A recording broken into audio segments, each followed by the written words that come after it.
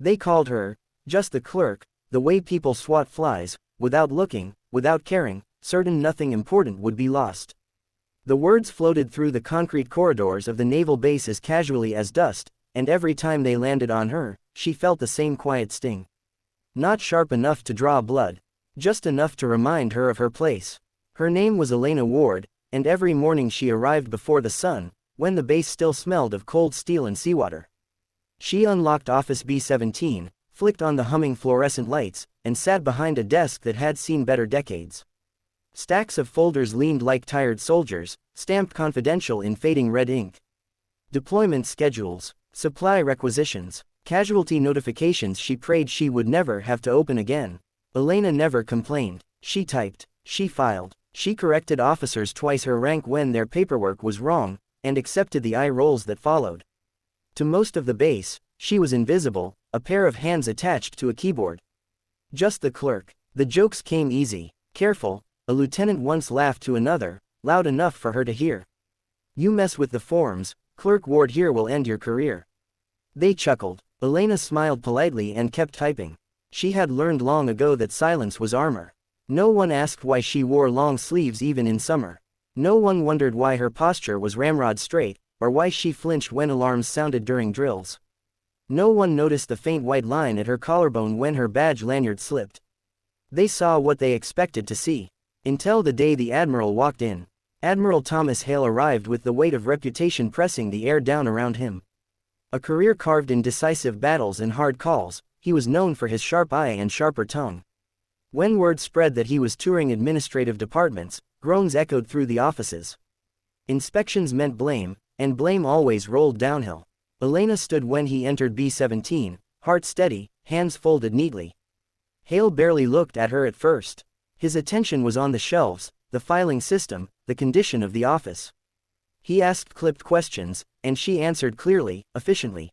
He nodded, unimpressed. "Who manages casualty notifications?" he asked, flipping through a folder.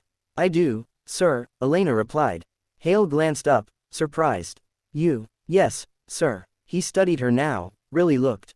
Civilian attire. No rank insignia. No ribbons on her chest. "That's delicate work," he said. "You understand the gravity of it?" Elena met his gaze. "Yes, sir." Something in her voice made him pause, but he dismissed it. He closed the folder and moved on. As he turned to leave, a chief petty officer smirked. "She's just the clerk, sir. But she keeps things tidy." The words hung there, offered like a final explanation. Hale nodded once and stepped out. Elena exhaled slowly and sat down. Another day survived. What none of them knew was that night Elena went home to a small apartment overlooking the harbor, where she opened a battered wooden box and checked its contents like a ritual. Inside lay a folded flag, edges worn soft by time. Beneath it, a medal rested in its case, dark and silver, its inscription etched deep. She touched it with 2 fingers, steadying herself, then closed the box and slid it under her bed. She dreamed of desert heat and radio static, of voices calling for help that crackled and faded. The next morning, the base sirens wailed for real. A training exercise off the coast had gone wrong.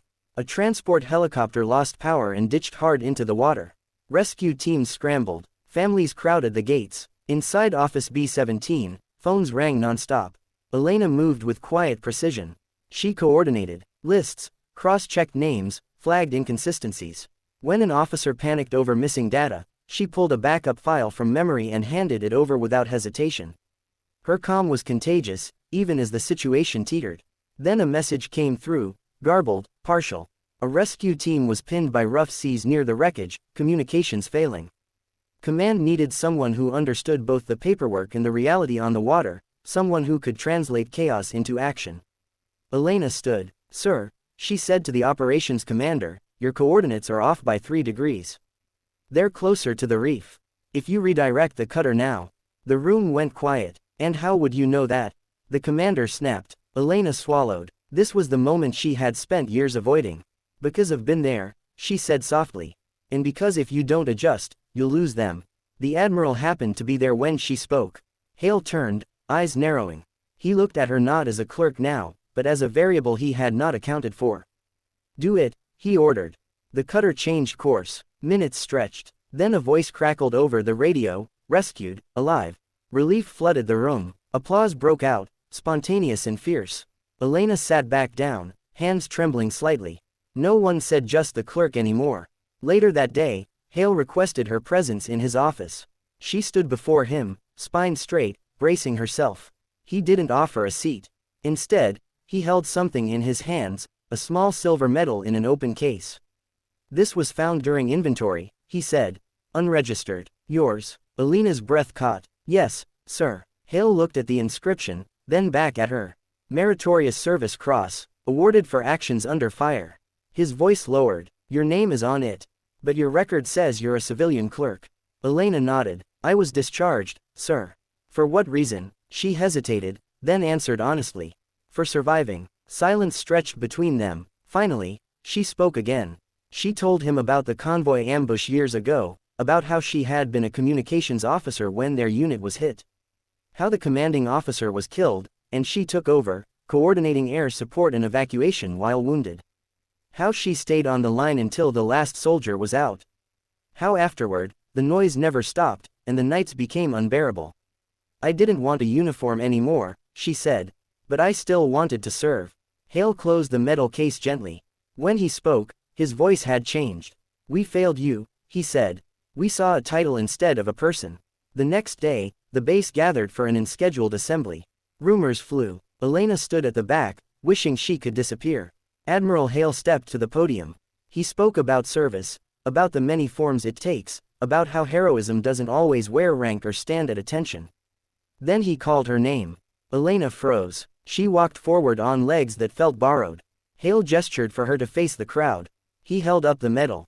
"This base owes its safety to people like Elena Ward," he said.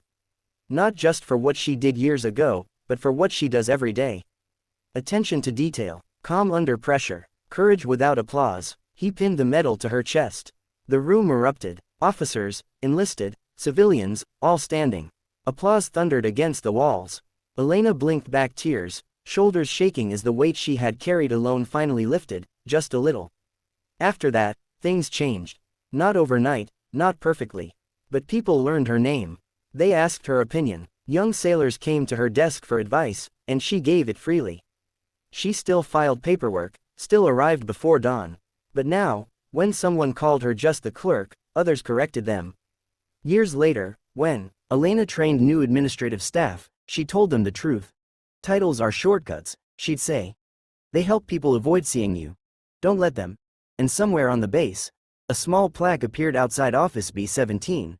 It didn't list her medal or her past. It held a single line.